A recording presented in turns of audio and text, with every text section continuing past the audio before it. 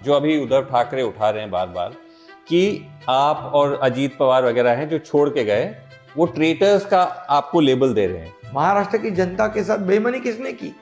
But BJP के साथ बेईमानी किसने की?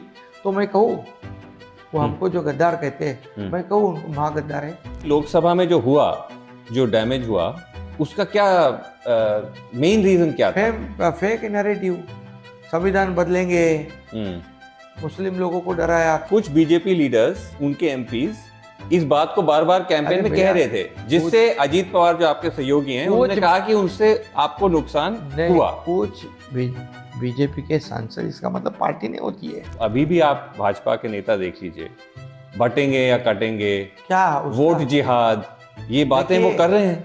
हमने अभी तक जो हमारे महाराष्ट्र में जितनी योजनाएं है, इस योजना में हमने कोई जाति पाति क्यों लाया? जब भाजपा के नेता वोट जिहाद की बात करते हैं, कौन वोट जिहाद की बात?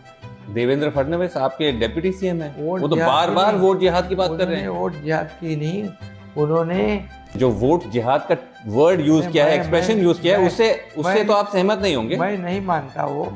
और जो लोकसभा में हुआ, जहां मायावती को काफी बड़ा झटका लगा, तो तब से लेकर अब तक जो ऑपोजिशन कह रहा है कि वो एक एडवांटेज में है और आप लोग बैकफुट पे हैं। अभी उनको तो इतनी वो गड़बड़ा गए हैं, पूरी उनकी पैरों तले जमीन खिसक गई है। अभी इसलिए उनके पास बोलने के लिए कुछ नहीं है। हमारा मैनिफेस्टो का चोरी वो कर रहे, कॉपी पेस्ट। अजीत पवार को आप लोग भ्रष्ट कहते थे, बहुत बड़े घोटाले में वो इन्वॉल्व थे, उस पर पूरा कैंपेन चला, अब वो आपके साथ। क्या प्रूव हुआ क्या? अब दूसरी बात नहीं, वो तो आरोप तो आप ही लगा रहे थे। ये गैप नैरो पहले का जो माहौल था वो कम हो गया है, और उसकी एक बहुत बड़ी वजह बताई जा रही है, जो आपका लाडली बहन जो स्कीम है।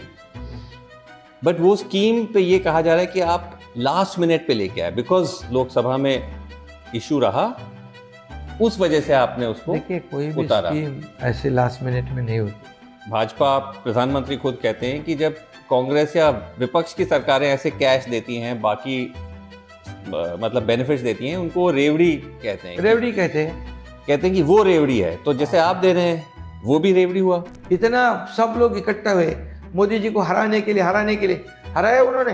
नहीं, पर शिंदे साहब, 40 करोड़ जनता उनके साथ में खड़ी हो गई। नहीं, पर शिंदे साहब, बहुत सारे जो आरोपी कांग्रेस और एनसीपी के नेता हैं वो भाजपा में आ गए, ये मैं कह रहा हूँ। मैं बताता हूँ, आज मोदी जी, जैसे अशोक चौहान हो गए, अजीत पवार हो गए, बहुत सारे लोग, छगन भुजबल, इन सब पे आरोप थे, और आप सब उसमें आ गए हैं, यूपी में आ गए हैं। देखिए, आरोप और कन्विक्शन ये अलग है।